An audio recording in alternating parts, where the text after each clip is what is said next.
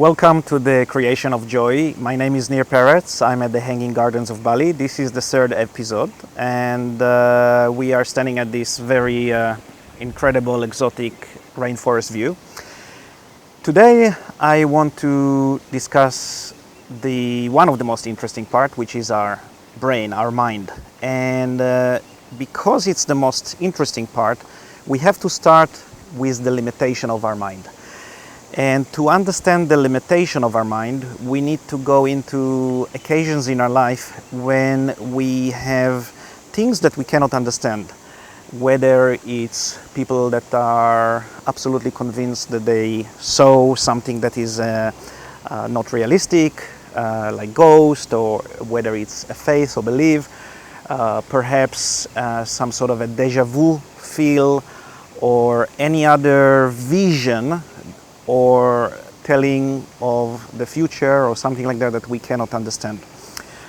In order for us to understand these type of situations, we need to discuss the structure of our brain, and we need to discuss something like dimensions. So we understand very clearly three dimensions, which are the volume of things. And in order for us to understand how limited is our understanding, scientists are telling us that there are many, many dimensions. Some claims that they discover 14 dimensions. The reality is that we can't even understand the fourth dimension.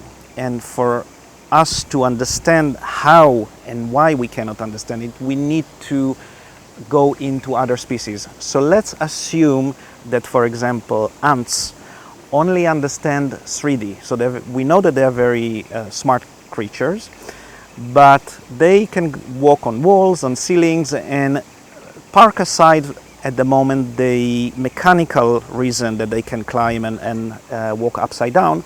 The important is the conceptual, the mind.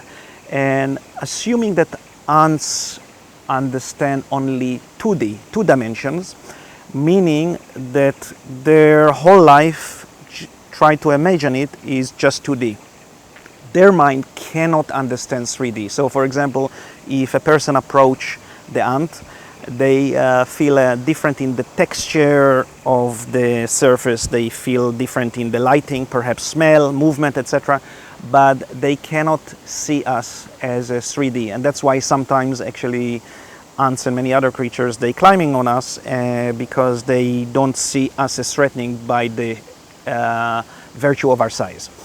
So just like we assume that ants cannot understand, or for this purpose of conversation, we assume that ants cannot understand more than 2D, now we go back to ourselves and we understand 3D. So whenever somebody talk about more than 3D, and for the purpose of our conversation it's a 4D, none of us actually can understand it.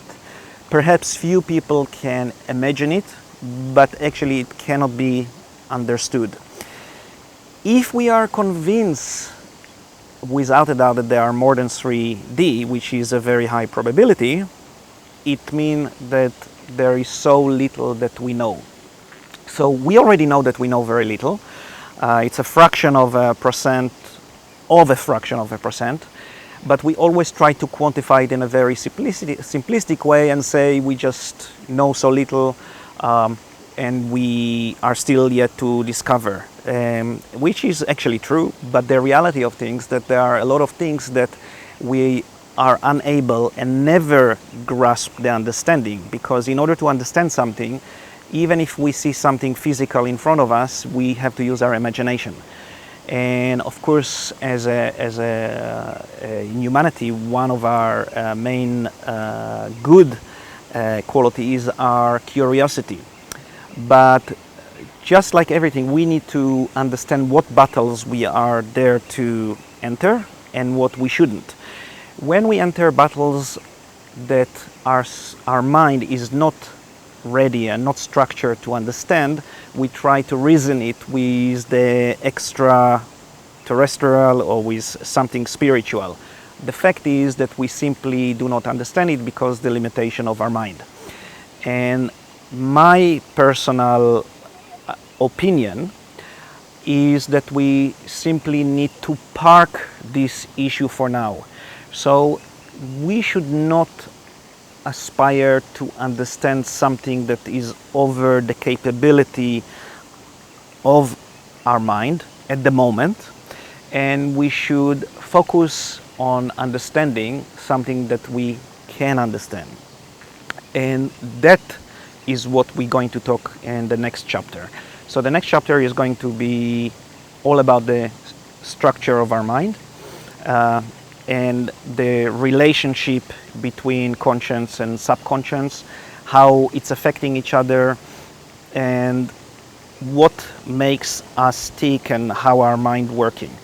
But the reason I started with the limitations is that we simply need to know that there is a limit in the structure of our understanding, and if you can understand what I'm talking about, please let me know. If you need further clarification, I'll be happy to do that. So thank you again for joining me, and see you at the next chapter.